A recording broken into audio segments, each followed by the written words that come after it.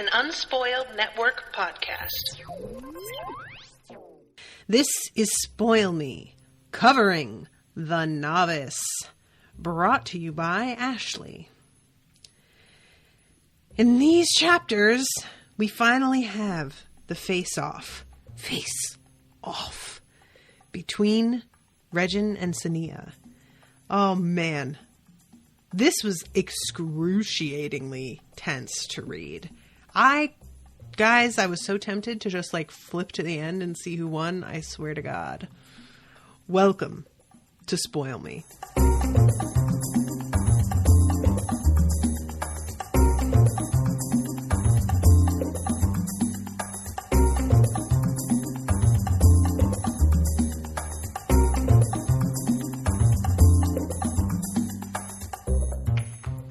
Welcome to the show, everybody. I am Natasha.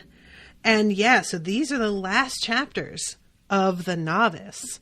I didn't even keep track enough. I knew that the end of the book was upcoming because Ashley had messaged me or mentioned in an email when she commissioned it, that she wasn't sure when her commissions were going to be transitioning from the Novice into the High Lord. She just basically messaged him, was like, so I'm commissioning the next one. I don't know if this will be the High Lord by now or if it's still the Novice. Either way, the next 50 pages of either one. And I didn't even realize that I was going to be at the very end of the book this episode. But I wasn't ready for how tense I was going to be. It was I feel like she just gets across so well the feeling of anxiety when you realize that you might have done bitten off more than you can chew or might be in over your head. Lee says, I'm no good at calculations and I have no copy of the book, but I was almost hoping that there was one more slot and you were going to be cliffhanger. That's so mean, Ashley. You cruel biddy. Yeah, no. I would have hated you. I've been so mad. Yeah, this section was... All right, so I'm going to start off.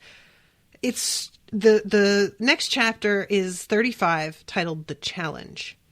And I really like this because Sonea, at first, when she talks to Dorian and he gives her the idea that she should challenge Regin in this public way, she's real fired up, initially. And then as time passes, she starts to reconsider whether that's a good idea or not, and thinks that it's hot-headed, that she isn't powerful enough, or not powerful, because that power implies strength, which she does have, but she feels that she's not skilled enough, that Regin will beat her, that it will make things worse. Basically rationalizes herself out of doing it. The warrior skills was Regin's best subject and her worst. She would never see the end of his harassment if she lost. It was not worth the risk. By the end of the week, she had decided it was the worst move she could make. If she put up with him long enough, he might grow bored with her. She could endure being called names or being waylaid and tormented outside classes. But not this. So she's looking, this chapter starts off with her looking at an experiment that she set up that Regin sabotaged. As she considered the ruin that was left of her work, she felt a dark fury begin to simmer. When Regin did something like this, even if the teachers didn't penalize her for failing an exercise, he stopped her from learning.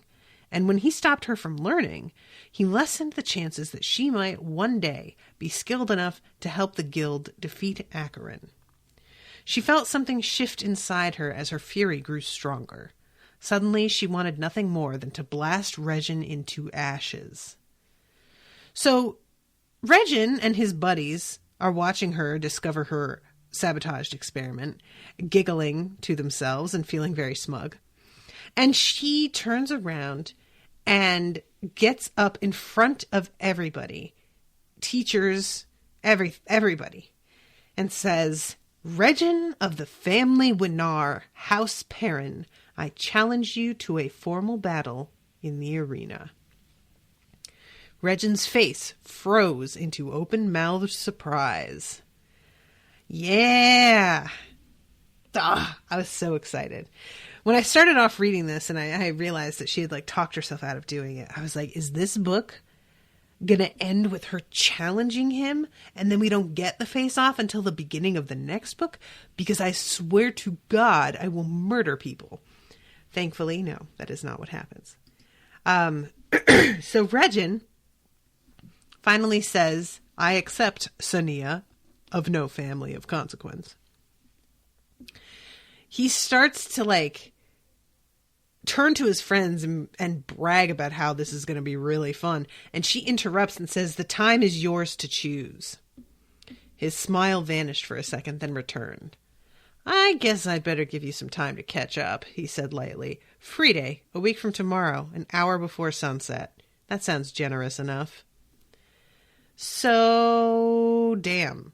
Again, a week. Like, and it turns out him giving her that extra time was super beneficial to her. He might have fucked himself over with that.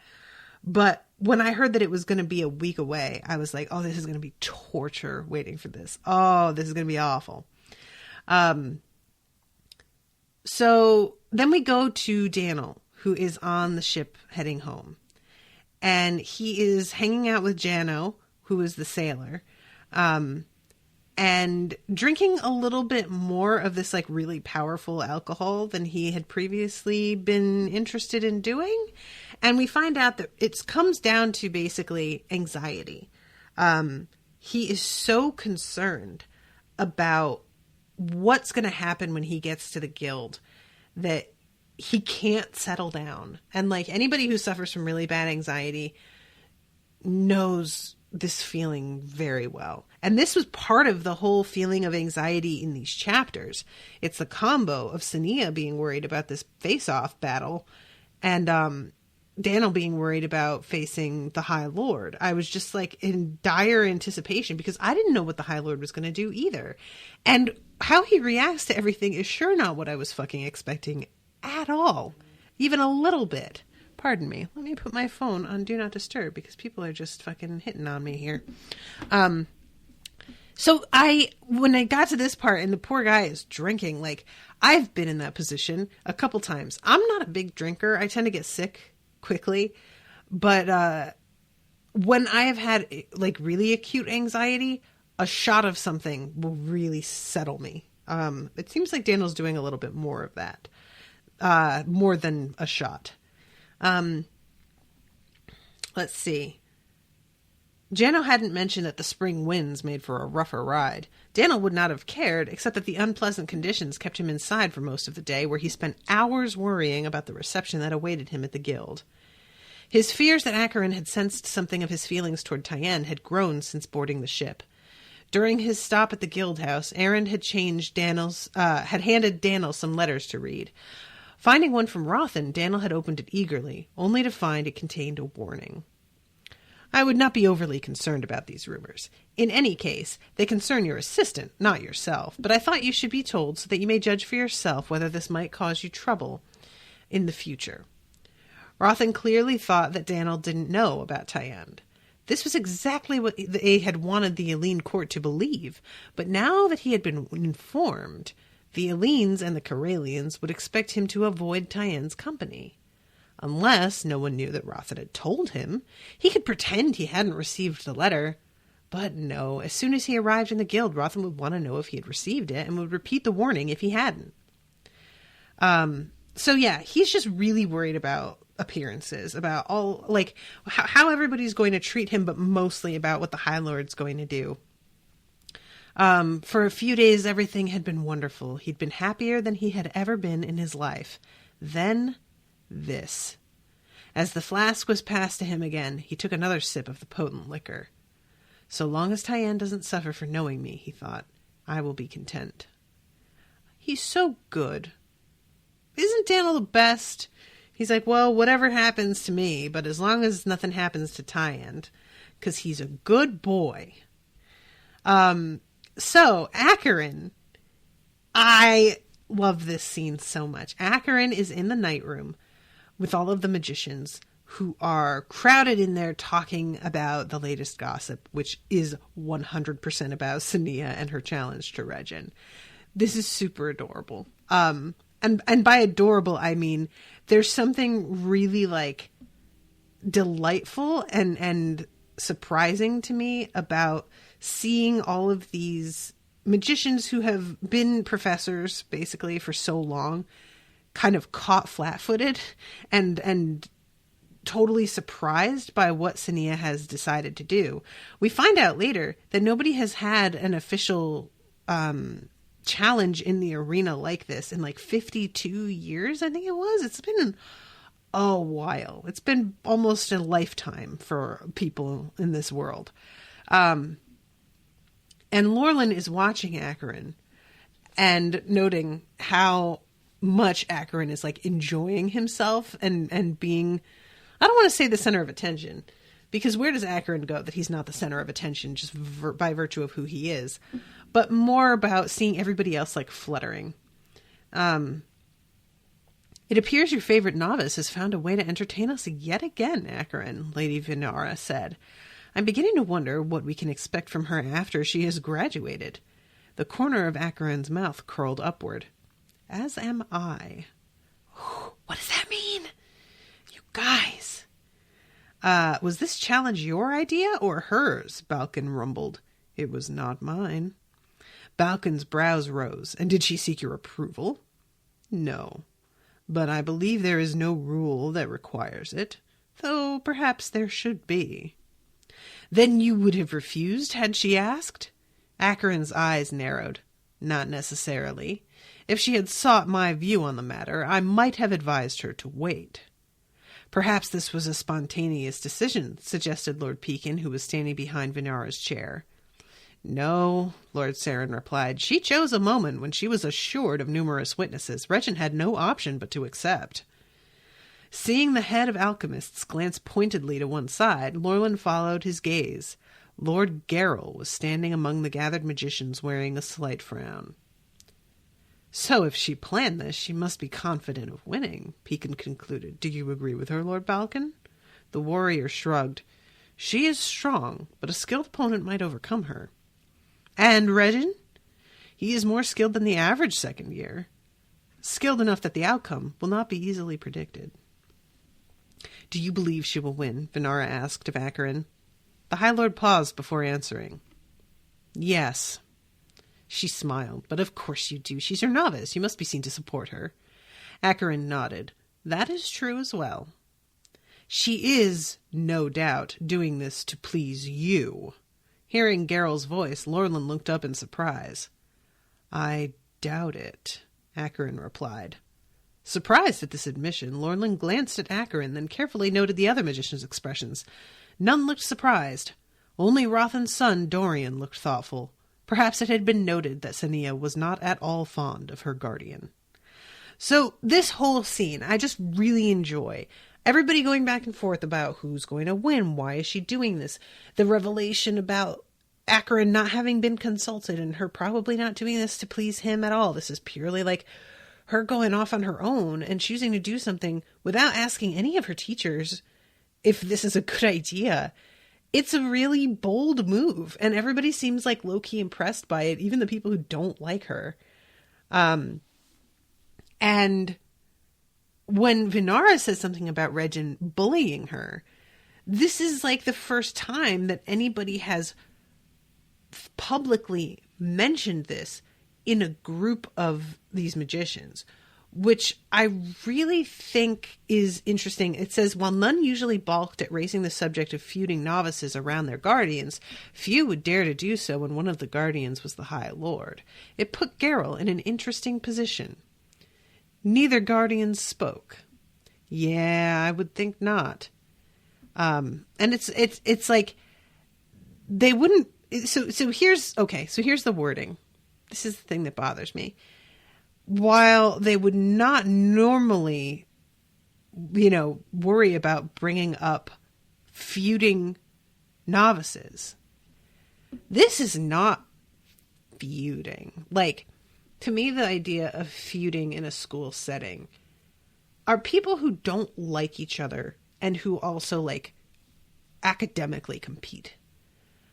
This is beyond that. This is assault. He's cornering her and coming after her, trying to hurt her.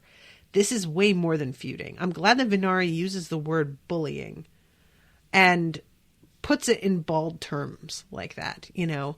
And yeah, it should put Geralt in an interesting position because he's the guardian of the kid who's bullying the High Lord's favorite and is fine with that, evidently, because he has never told Regin to stop, evidently. We've never seen him, like, if anything, right? We have, like, some hinting that Geralt was helping Regin target Sonea in the library that one time. So Geralt fucking hates Regin or hates Sonea, sorry, and is super on Regin's side. And that, like, okay, you know what I'm about to do? I'm about to make some crazy ass theory here. This isn't even a theory. This is just wild speculation. Where is Fergan? Where is Fergan? And does he have anything to do with this?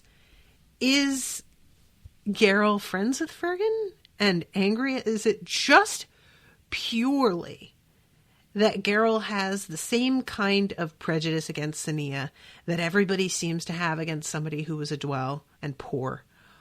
Or is there more to it? Is it more personal than that?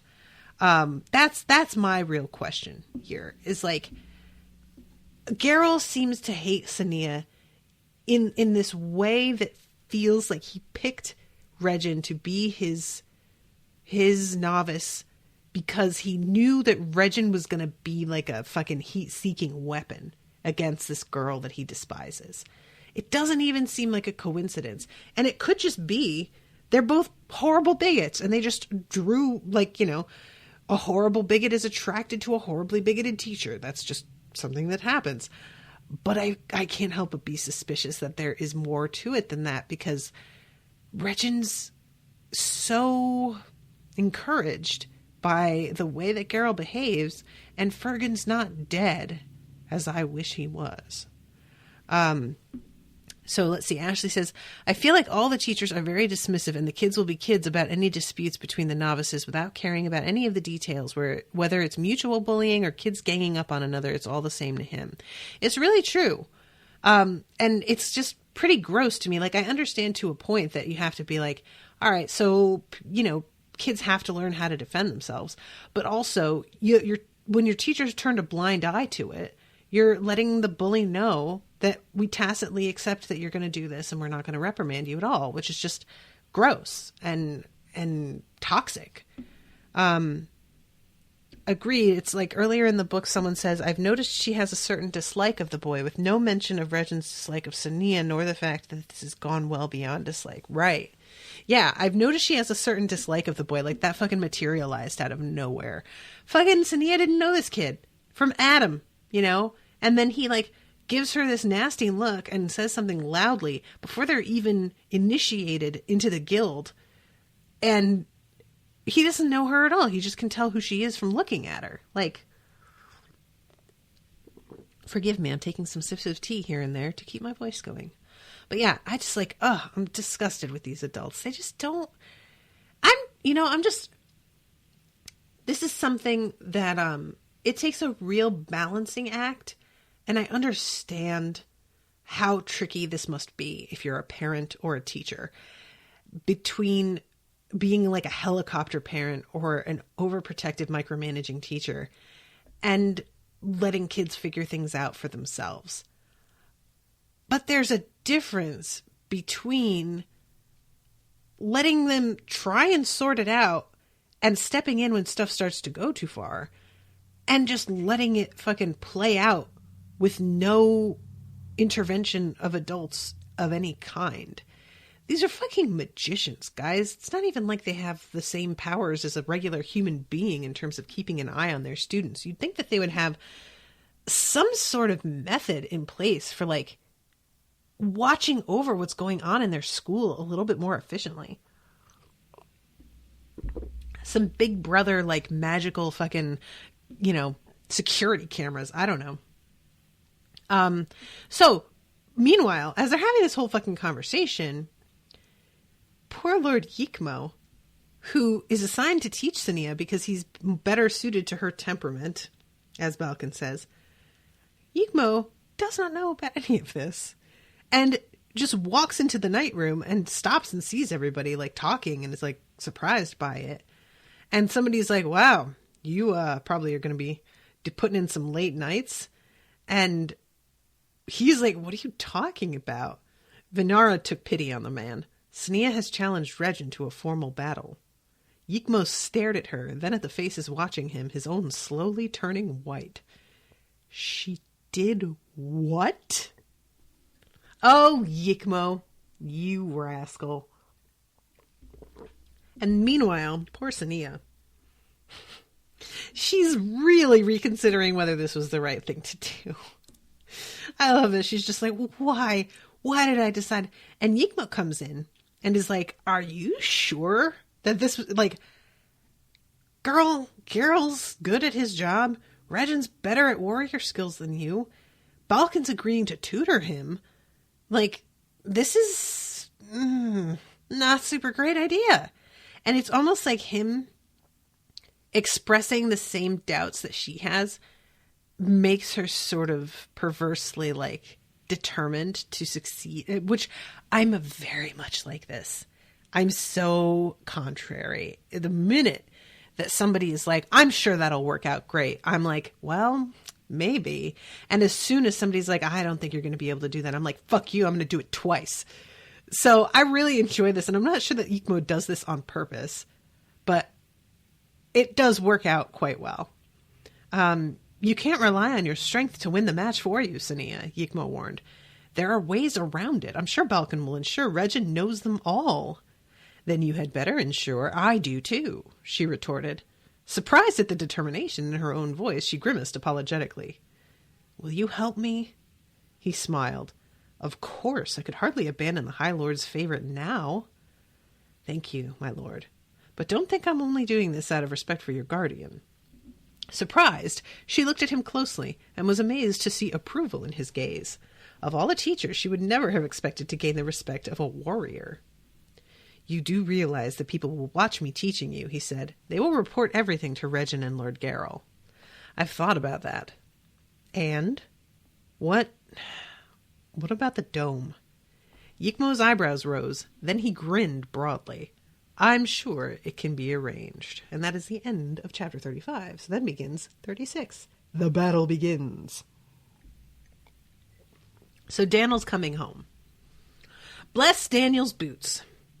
Daniel doesn't know what to expect, and everything goes so much more smoothly than he ever anticipated. Because he thinks there's going to be a fight. He thinks that the High Lord's going to be like, what were you doing? Were you investigating me? Do you have the right? Blah, blah, blah. I'm taking you off of ambassador duty, and are you gay? And we can't have you here, and blah, blah. None of this. None of it. You visited the splendid temple, I see. Daniel swallowed. Yes. Did the high priest allow you to read the scrolls? He read them to me, after I vowed to keep their contents a secret. And the Tomb of White Tears? Yes, a fascinating place. Which led you to Armesh? Not directly. If I had continued the course of my research, I might have entered Sachaka, but my duties as an ambassador did not allow for such a journey. Acheron stilled, and I found this interesting. Crossing the border would be inadvisable. He looked up and met Daniel's eyes, his expression disapproving. Sachaka is not part of the Allied lands, and as a member of the guild, you should not enter unless under orders of the king. Daniel shook his head. I hadn't considered that, but I was not about to go blundering into an unknown land without making some inquiries here first. So, we find out in the epilogue a little bit more about Sachaka. I'll get to that later. But, what's going on there? So, he talks about the runes, and Acheron... Why can't I just pick a way to say their names? Why can't I just settle on something? Oh my god. Acheron says, He made a small noise of surprise, then looked up and stared at Daniel. You survived? Guessing what Acheron was referring to, Daniel nodded. Yes, though it exhausted me. As Acheron continued reading, Daniel wondered if he had ever seen the man express astonishment before. He decided he hadn't, and felt a strange pride that he, of all people, had managed to surprise the High Lord. So you overcame the barrier, Acheron mused. Interesting. Perhaps the chamber is losing strength. The power must dwindle eventually. May I ask a question? Daniel ventured. Acheron looked up, one eyebrow raised. You may ask. If you had encountered this chamber of ultimate punishment before, why didn't you tell anyone here about it? I did. The corner of Acheron's mouth twitched upward. But since it was impossible for anyone to investigate without triggering an attack, and for additional reasons of a political nature, it was decided that its existence should be known by only the highest magicians, which means that I must order you to keep your knowledge of it to yourself. Questions. Mine. First of all, because of something of a political nature. Okay, what's that about? Why would you keep that to yourself because of politics? Then, we have Daniel saying Dem Ledieri suggested I see the runes while I was visiting him. But the runes had a thing that can kill magicians in it. So did Dem Ledieri send Daniel to be killed? Did he know? Did he know and send him on purpose? That's a fucked up thing. I want to say no, because I just don't want to think of somebody trying to kill Daniel, because I like him. He's one of my faves. I'm a Daniel stanner. But I don't know, man. Like, this whole thing is just riddled with all kinds of little clues and hints and things. It is unfortunate indeed that my warning had crumbled away. Acheron paused, his eyes narrowing. Was there any sign that it might have been removed deliberately? Surprised, Daniel thought of the wall and what had been left of Acheron's name. I couldn't say. Someone must investigate. That place could too easily become a death trap for magicians. I will return there myself, if you wish.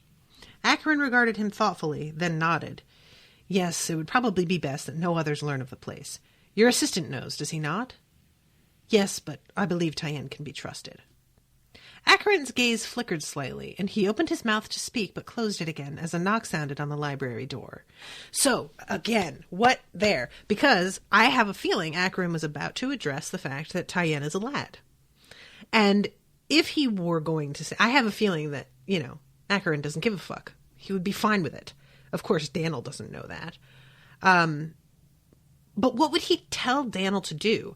Because whether Acheron personally is fine with it and doesn't give a shit... He knows how everyone else is going to react. So,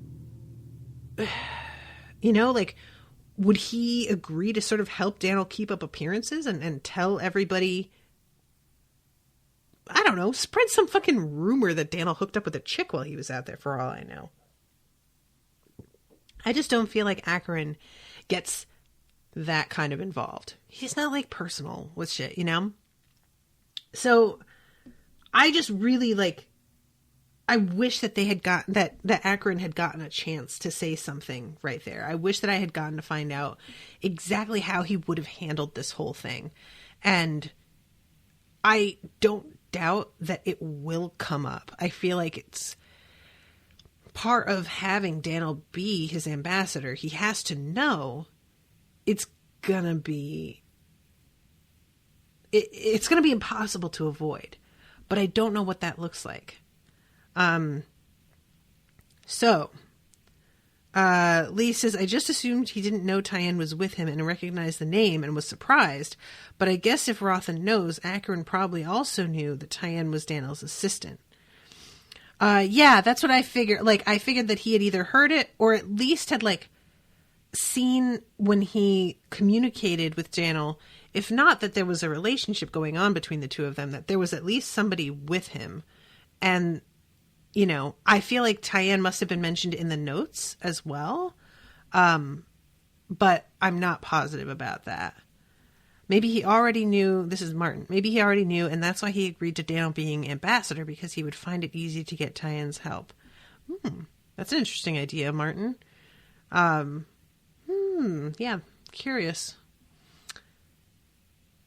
Okay, so this is when Daniel finds out that Sonea has challenged Regin to a formal battle. And he's like, no shit. Oh my God. Yeah, I need to go see this. So he heads out and he's like feeling very relieved about the whole thing. Daniel did not know how well Rothan might take the news that his former novice was guilty of being what Fergan had claimed he was. He did not want to lose his only close friend in the guild. Yet he had decided he would not deny the rumors concerning Tyend. It would be too easy for Rothan to discover the lie. He would just have to reassure Rothan that he was not risking his honor by association. The aliens were a tolerant people, and he was expected to be the same. So I think that's probably a smart move. So here we go to Sonea, and she's getting ready. Now this is the part that I'm talking about, where I'm just like nauseous with nerves just reading this. I'm just going to read this opening part because it really, I can't quite get across in my own words how excruciating this is. Sonea reknotted the sash of her robes and smoothed the material. It seemed too thin and flimsy today. I feel like I ought to be donning armor, not robes. Closing her eyes, she wished she had someone fussing about her while she prepared.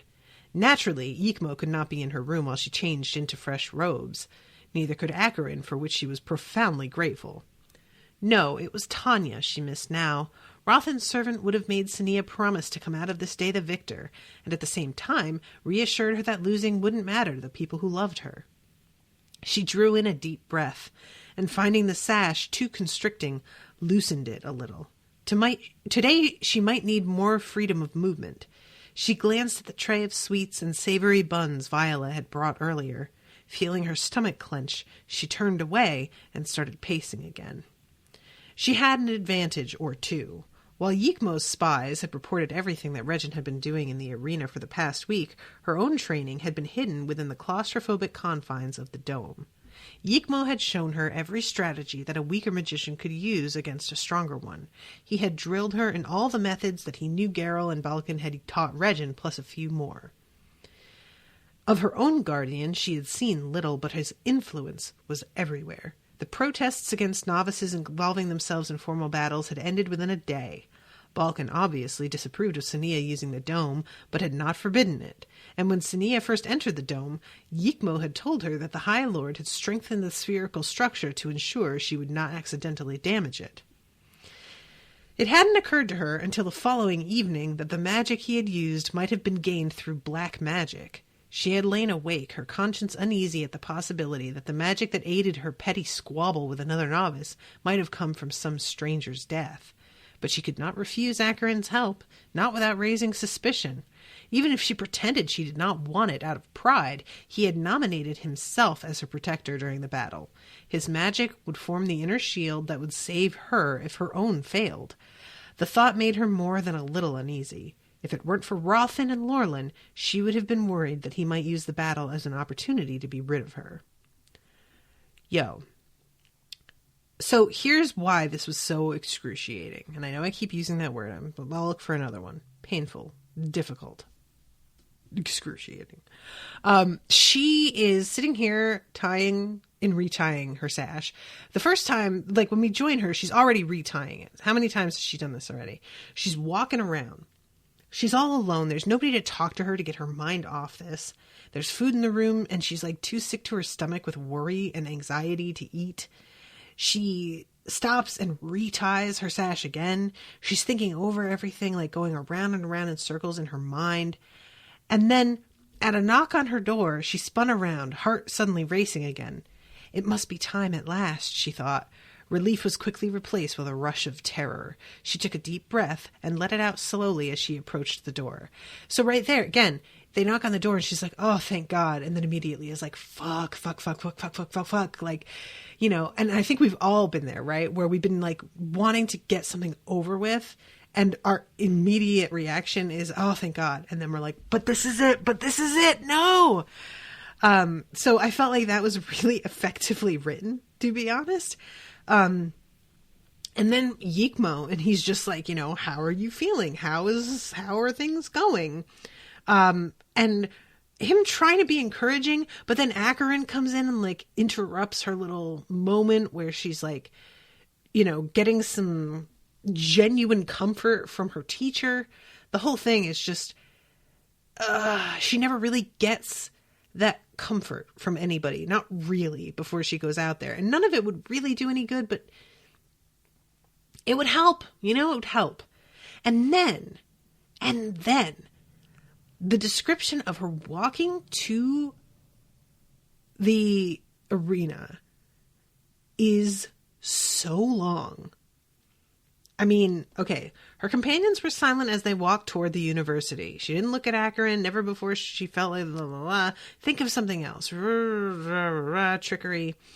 Oh, I liked this. Yikmo had always referred to the warrior as he, which she found amusing at first, then irritating.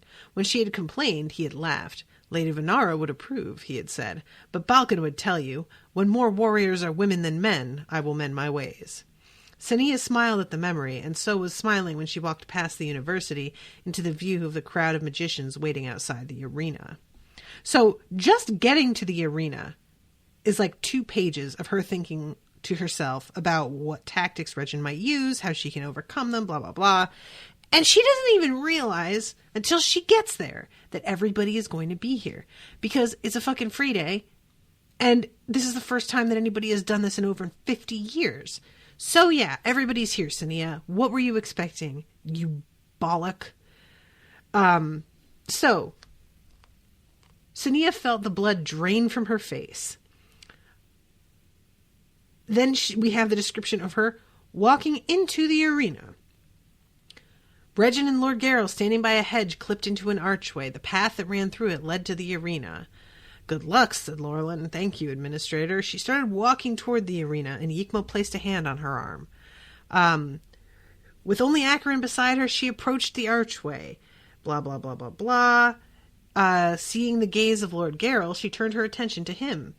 The magician was staring at her with unconcealed dislike and anger. Surprised, she wondered why he was so angry. Did he resent the extra time he'd had to spend preparing his novice for this fight? Had it offended him that she'd had the audacity to challenge his nephew? Or did he resent her for putting him in a position of opposition with the High Lord? Which is all a good series of questions. But all of this fills in this space that ends with, like, 3 paragraphs later. Turning away, she stepped through the arch and strode toward the arena. Oh my god, she's still not even in the arena yet. With Acheron at her side, she descended into the arena portal. Emerging, she walked to the center of the sandy floor and stopped. Like, guys, I swear to God, I was ready to tear my hair out. And I'm not criticizing the writing. This is great. This is really well done. But, like, I couldn't handle it. I was like, so, just get to it. Oh my God. And then looking at Regin and gauging how he's acting, looking at Dorian, looking at Balkan, then the big announcement, and everybody being introduced, the rules, and the whole thing is just, it takes so long to get to all of this. She watched as Acheron and Garrel strode into the portal. As the pair emerged outside the arena, she saw that Garrel's face was dark with anger and Acheron looked bemused. Clearly, something had been said to upset Regin's guardian. Had Acheron made some jibe? Despite herself, she felt an unexpected satisfaction at the thought, but the feeling evaporated as Balkan spoke again. What is that about? Because we don't find out, right? That's not something that we, like, discover in this section, so I really want to know what that's like. And, you know, dark with anger, like, seriously, what? The combatants may take their positions. Oh my God, on and on. A few steps away from the edge of the arena, she turned around, like that's a paragraph later.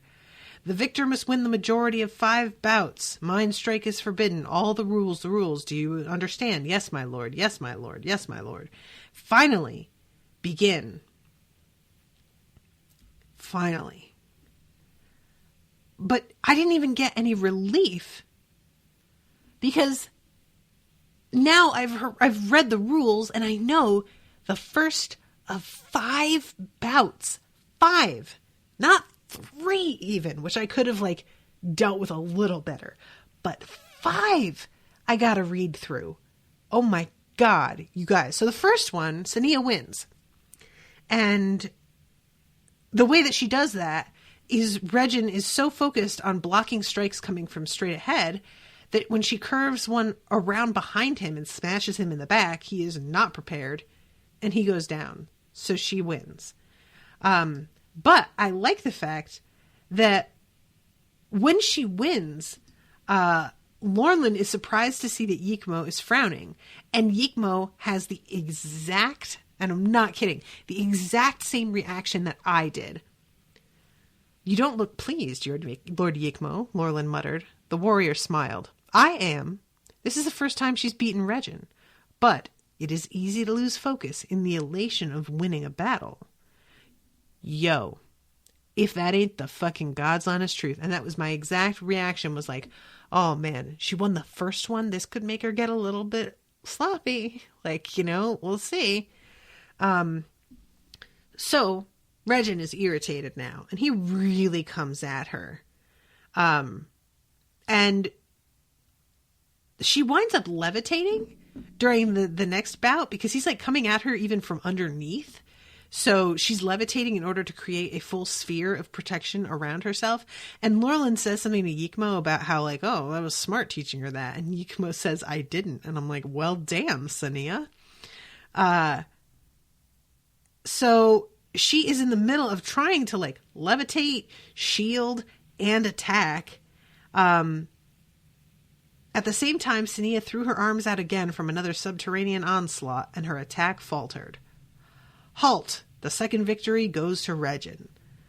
So I'm just like, oh my God. Because of course I know if it's 5, it's going to be win, lose, and then either win or lose. And I really I wanted her to win, but I would not have been terribly surprised if this book ended with her losing. Because I don't know what's happening in the 3rd book. So I don't know what kind of stakes we're needing to maintain and what stakes we can put aside for now because we're going to be moving on to other things. In the short pause between bouts, Rothan looked for Daniel among the magicians on the other side of the arena. So here we get, I'm like, in this fucking battle, the whole thing. Guys, we have a pause between these battles for Rothan to look around for Daniel and think about Daniel and worry about Daniel. Not the time. Can we not? Oh my God. Had Rothan's request been discovered by Acheron, or was Daniel merely assisting the High Lord in an ambassadorial manner? Or was it a darker matter, and Daniel was unaware that he was helping a black magician, or had he discovered the truth? Oh my God, dude, focus, stop it. So then we go back. Regin had adopted a bold and risky defense. Instead of shielding, he directed his strikes at Sonea. As his magic hammered into hers, the arena filled with shattered streaks of energy, each too weak to bother the 2 novices. A few reached the arena's barrier and sent shivers of lightning across it. Through all this, Regin was also sending extra strikes directly at Sonea. Though she defended herself easily, it was clear that she was using more power than Regin simply by keeping her shield up. So she starts coming at him a little bit, literally coming at him, advancing. When the pair was only 10 strides apart, Regin's strike suddenly appeared to reverse. He staggered backward and gave a shout of surprise. The arena was abruptly empty of magic. Halt! The 3rd victory goes to Sonea. What happened? I believe Sonea's strikes were doubled, Dorian said, so that each had another strike following a moment behind it. They would have looked like a single strike from Regin's vantage point. Regin's defensive strikes stopped the first ones, but he didn't have time to see the doubles. Which is pretty awesome. Lee is saying the levitation is Dorian's trick. Girl, I didn't even think of that, but you're right. Please return to your positions. 4th bout. Sonea began this battle far from triumphant. The method she had used to defeat Regin had used a lot of magic. If Regin's victory depended on him making her waste her energy, then he was winning. She would have to be more cautious this time. So, they're hitting at each other.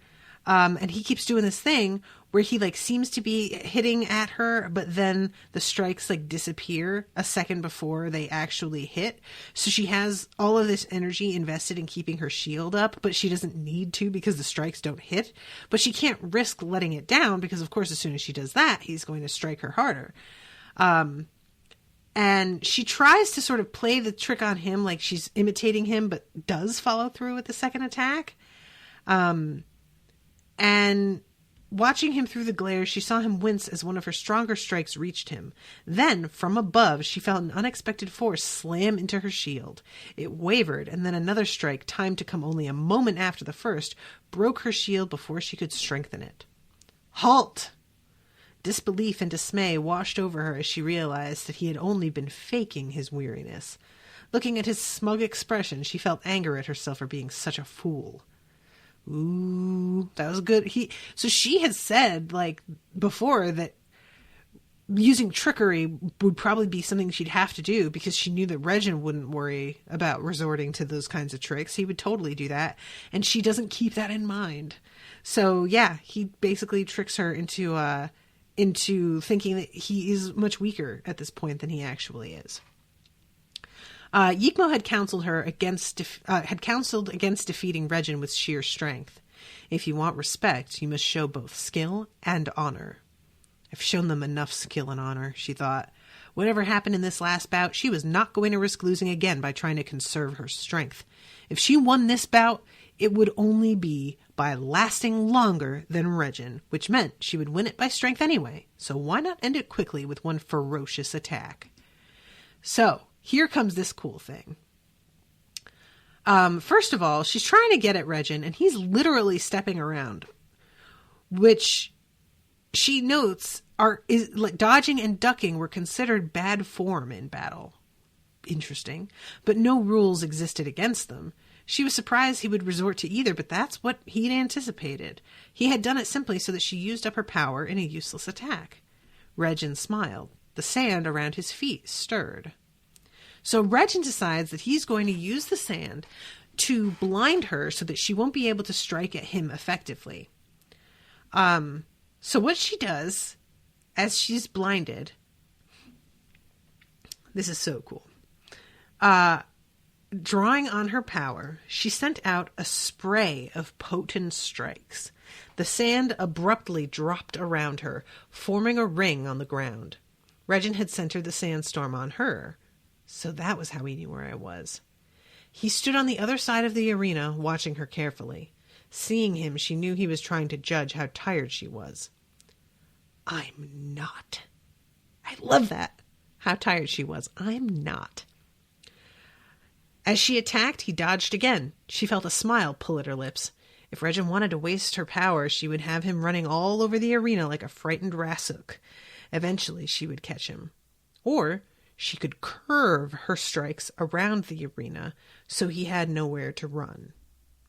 Yes, let's finish this. She half closed her eyes and focused on the source of her power.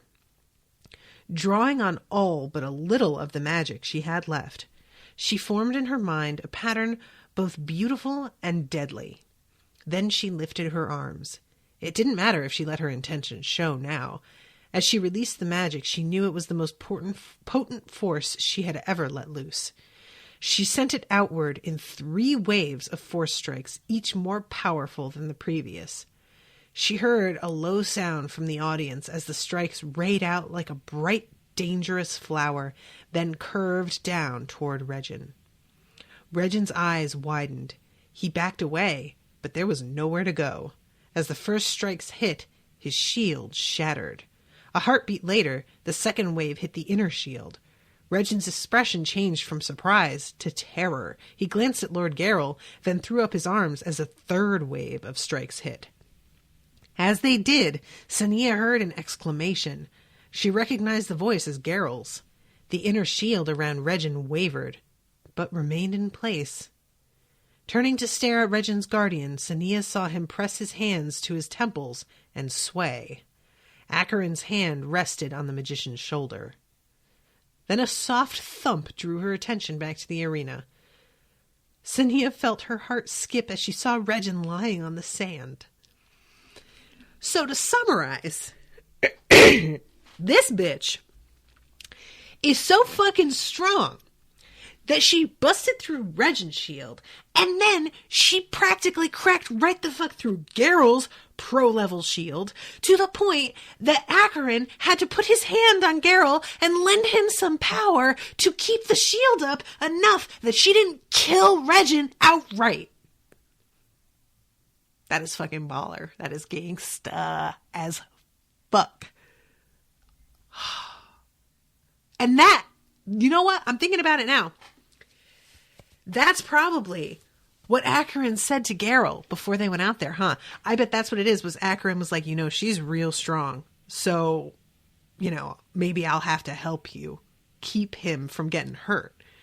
And probably Geralt was real insulted because he's like, you're insinuating not only that she's going to win, but that she's stronger than me? I will have you know. Just like probably really prideful. And then, ta-da, this bitch cracked your little nephew like a goddamn egg and gave you a fucking hangover from it, where you're gripping your head and the High Lord has to help your ass out. Yo, so great. So great. So satisfying. And this bitch has the strength left to bring him back to consciousness, to heal his ass after she lays him out like that. That is so rad. That's like somebody being like, well, I'm going to shoot you, but I will remove the bullet and sew up the wound afterwards, which is like insult to injury, right? I'll injure you to the point that you like nearly die. And then I'll make it all better. You sweet little baby, you. Are you okay? Did I hurt you too much? Oh my God. It's so good. It's so good. I love it so much. It's so like, and she's totally unaware of how strong she is. Like, she knows she's strong, but she doesn't understand how everyone else is seeing her now. Like, she doesn't grasp, because she bends down to touch his face and heal him. She's going over to help. And Geralt stops her and is like, what are you doing? Because it never even enters his head that she still has strength left to help heal this guy, or that despite the fact that she hates his guts, she would care whether he's okay. Like, that just really says so much about Geralt, doesn't it? Like, you think if fucking Regin killed Sonea by accident, he'd give a shit? Absolutely not. That would be like probably a dream come true for him, because he gets simultaneously rid of her, and he gets the reputation of somebody who was so strong that he wasn't even able to control it. Like, he would probably love that. But Sonea is somebody who is a good person and is like genuinely, oh shit, did I fucking kill him? And I love this. Ignoring Geralt, she looked down to see Regin's eyes fluttering open. He stared at her, then his brow creased into a frown. You? Sonea smiled wryly and rose. She bowed to Geralt, then walked past him and into the cool of the arena's portal. Yo, that's just so baller. I love it so much. Everybody, meanwhile, afterwards, is just talking about how insane it is that her power has grown as strong as it has this quickly. And Pekin is asking, like, well, clearly she is so strong she did not need 5 bouts to kick his ass. Like, why didn't she just kill him? Not kill him, but why didn't she just, like, wear him out right away?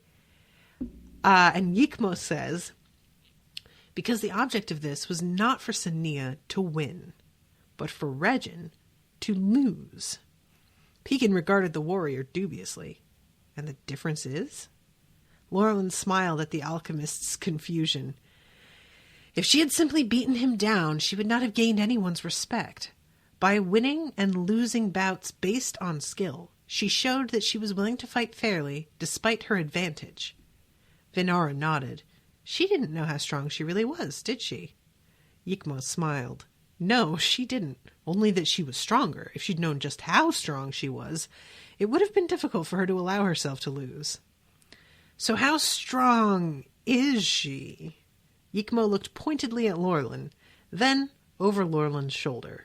Turning, Lorlin saw that Balkan and Acheron were approaching, and he knew it was not Balkan that Yikmo had been looking at. Perhaps you've taken on more than even you can handle, High Lord, Saren said. Acheron smiled. Not likely. Yeah, not likely. All she needs, she can learn in the university. There is nothing else that I can teach her that she would care to learn. For now. Lorlin felt a sudden chill creep up his body. He looked closely at Acheron, but nothing in the High Lord's expression hinted at what he feared. Yeah. This Vinara, I love her so much. I can't see her understanding or liking the battles and intrigues of the houses, Vinara agreed, though the idea of the guild electing its first High Lady is quite interesting. Saren frowned. Let's not forget her origins. As Vinara's gaze sharpened, Lorlin cleared his throat. Hopefully that will not be an issue for many years. Yeah, let's not forget her origins. Go fuck yourself, you twat. I love Vinara looking at him like, yeah, what? Vinara, she's so great. So, Balkan actually congratulates her, which I take as a plus. I never considered Balkan to be really on her side. But I think I was doing him a disservice. He was trying to remain neutral. And I guess, to me, remaining neutral in the face of somebody being like this is, to me, not on her side. But Sonea is, like, we go to a moment later where nobody's bothering her and things have been going really well for her. So it seems like this actually worked, and Regin is legit leaving her alone. Daniel, meanwhile, goes and talks to Rothan and explains everything that's been happening, and Rothan is reassured that Daniel is, like, not part of, like, the black magic that the High Lord is practicing behind closed doors. But Daniel can tell that Rothan is not doing well and is just, like, really concerned about him. He wants to say something to Rothan about Tyen, but doesn't really get the chance. So I'm interested to see in the next book if he does do that. And then we have the epilogue. And yeah, Sonea's not being, like, targeted anymore. She's actually kind of making friends with people a little bit. And she goes home, and she thinks that she can just, like, touch the handle and it'll open like normal, but it doesn't. And when she goes inside, there's the sound of, like, a fight happening. And she goes over to Acheron's room, and there's a fucking dude who is, his blood is, like, apparently his throat was slit and his blood is trickling through Acheron's fingers, and he's, like, grabbing him by the throat. And he dies, and of course her expression is just like, she thinks that this is him murdering randoms again. And he tries to tell her, and she doesn't believe it. I believe it, but she does not. And I understand why she doesn't. This man was an assassin. He was sent to kill me. She looks at Takan, and he's like, no, he really was. Do you think and he stops. The High Lord would mess up his own rooms, and I think he was going to say the magician. So that's interesting. And she notices that the room is, like, topsy-turvy, and is kind of like, well, maybe.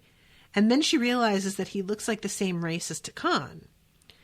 Yes, Acheron said, he and Takan are of the same people, Sachakin. So, why did you kill him? Why not hand him over to the guild? Because, as you've no doubt guessed, he and his kind know much about me that I'd rather the guild did not. So you killed him with what the guild calls black magic, yes. I have never killed anyone who did not mean me harm, Sonea. He would be satisfied indeed if he knew the harm he has done by coming here and causing you to see what you have seen. You must be wondering who these people are who want me dead, and what their reasons are. I can tell you only this. The Sachakans still hate the guild, but they also fear us.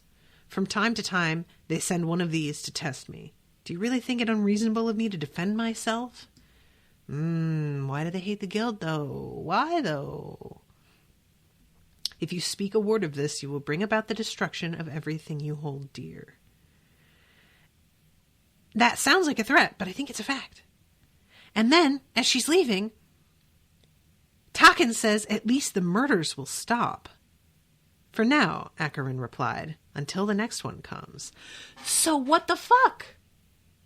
Was this assassin going around collecting black magic so that he could try and attack the High Lord? Was that what was happening? He was just fucking fueling up? That's what I'm going with. That's some shit. So that's the end of the book. And Sonea's all flipped out. And I have to sign off because I have another recording after this. But this was really good. I really enjoyed this finale. So yeah, thank you very much to Ashley for commissioning these books. These are a lot of fun. Thank you to Ashley and Martin for being here in the chat. And I'm very much looking forward to starting the High Lord, because that's next. And I think it's like the end of this week, right? I think it's Friday I start, so that'll be cool. Yay! So this is fun. Yay! I'm so glad that all of my listeners have such good taste in stuff they're commissioning. You guys are great. All right, guys, I'll see you soon with the new episode. Toodaloo, motherfuckers.